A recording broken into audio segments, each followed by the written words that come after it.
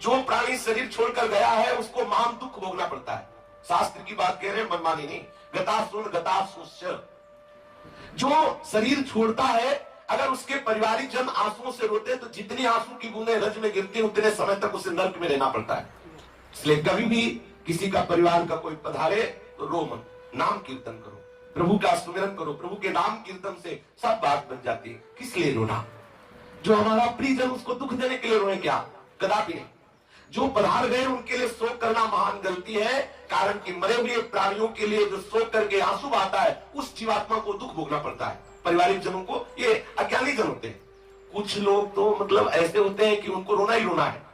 वो एक संगोष्ठी टाइप होती है, गोष्ठी, 50 लोग बैठ के, मतलब हृदय में वो कोई बात नहीं, पर वो छाती पीटना है और वो रोना है, वो ऐसा सब नहीं। सत्संगी जनों के सब बाहरी बातें। वास्तविक आप अपनापन मानते हैं तो उसके लिए जप कीजिए, प्रियालाल से प्रार्थना कीजिए कि स्वामिनी जो आप कृपा करके इनको अपने चरणारविंद की सेवा में रखिए।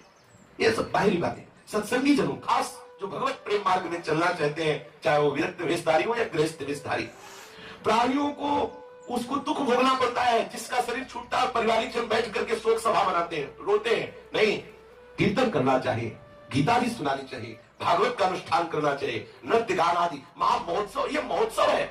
शरीर छोड़ना ये महोत्सव है। संसारिक जन शोक करते हैं, यहाँ उत्सव मनाया जाता है। इसलिए वो हमारी प्रियाजू की सेवा में गया, इतने बड़े पद का अधिकारी हो गया, हृदय में आह्लादित होना चाहिए। मृत आत्मा के लिए जो पिंड दान दिया जाता है, जो जल दान दिया जाता है, शास्त्र का सिद्धांत है कि वो उसे परलोक में मिलता है। और जो पारिवारिक जन आंसू बहाते हैं, ऐसा करते हैं, इसलिए मास्त्र बांधवैर्मुक्तम प्रेतो भुंक्ते यतो वसः तस्मान् रोदितव्यम ही क्रिया कार्याश्च शक्तिता। मृतात्मा को अपने बंधुओं के द्वारा जो रोना, कफ आदि, ये आंसू, ये सब, तो ये सब उसको खाने को मिलता है।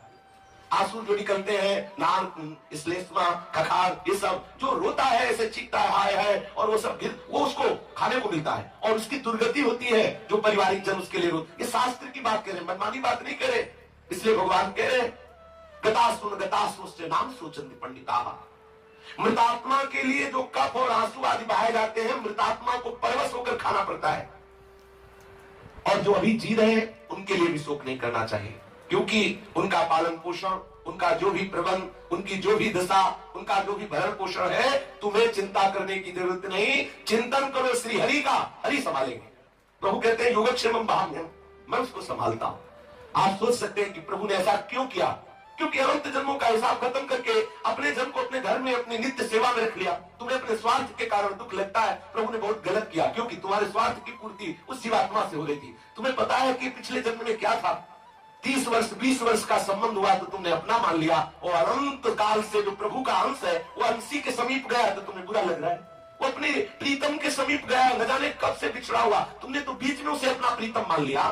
तुमने तो बीच में मान लिया, वो तो सदैव अपने प्रीतम का था, भूल से ऐसा हुआ, अब अपने प्रीतम के पास गया। गलती हमारी जो शोक कर रहे हैं, क्योंकि हमने बीच में मान लिया कि मेरा